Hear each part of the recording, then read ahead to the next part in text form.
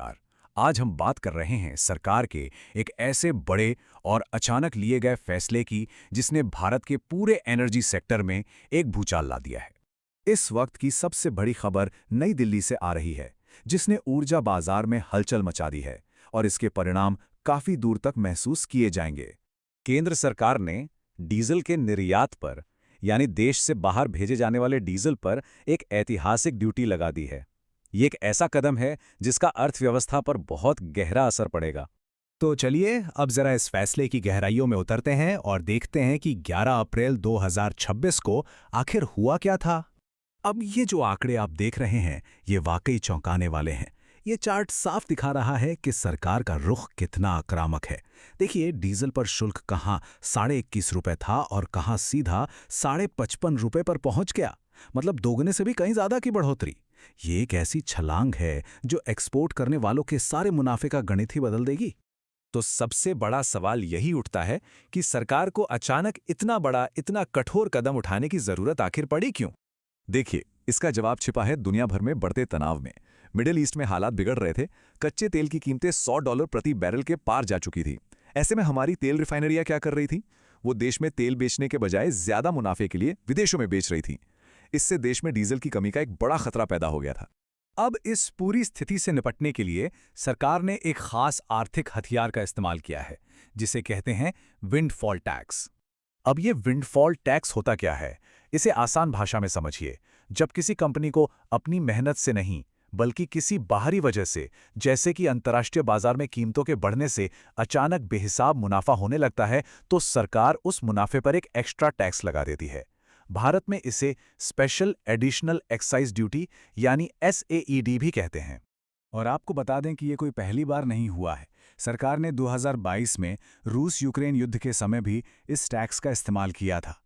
लेकिन इस बार जो हुआ है वो पहले कभी नहीं हुआ। इस बार जो बढ़ोतरी की गई है वो ऐतिहासिक है। ये दिखाता है कि सरकार घरेलू सप्लाई को लेकर किसी भी हद तक जाने को तैयार है।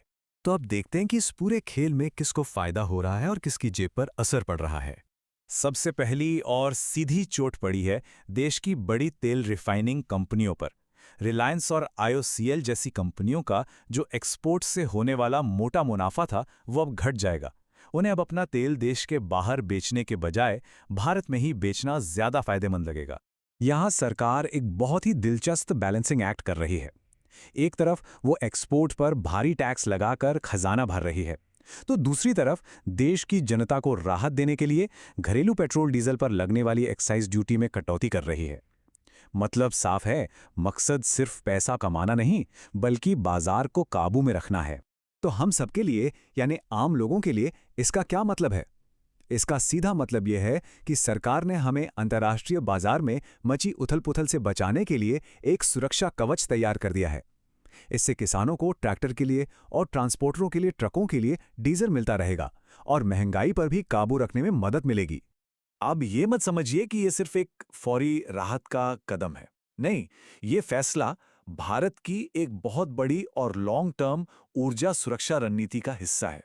ये जो एक नंबर आप स्क्रीन पर देख रहे हैं, 85%, ये पूरी कहानी बयां कर देता है। भारत अपनी जरूरत का 85% कच्चा तेल बाहर से खरीदता है। इसका मतलब है कि हम अंतर्राष्ट्रीय कीमतों के उतार चढ़ाव पर कितने निर्भर हैं। ऐसे में अपने देश में बने रिफाइंड फ्यूल को बाहर जाने से रोकना हमारी मजबूरी भी है और जरूरत भी। और इसमें कोई शक शुबा न रह जाए, इसके लिए वित्त मंत्रालय की तरफ से जारी ये आधिकारिक अधिसूचना देखिए। इसमें साफ साफ लिखा है कि डीजल पर एक्सपोर्ट ड्यूटी 21.5 से बढ़ाकर ₹55.5 प्रति लीटर कर दी गई है। ये आंकड़े अपने आप में इस फैसले की गंभीरता को दिखाते हैं। तो कुल मिलाकर ये फैसला इस बात का ऐलान है कि जब दुनिया में अस्थिरता का माहौल होगा, तो भारत अपनी घरेलू जरूरतों और अपनी ऊर्जा सुरक्षा को सबसे ऊपर रखेगा। ये आत्मनिर्भर ऊर्जा नीति की तरफ एक बड़ा कदम है। लेकिन बड़ा सवाल यह है कि क्या ये मॉडल लंबे समय तक काम कर पाएगा? लेटेस्ट अपडेट्स के लिए सब्सक्राइब बटन दबा देना। मिलते हैं जल्दी, तब तक के लिए टेक केयर।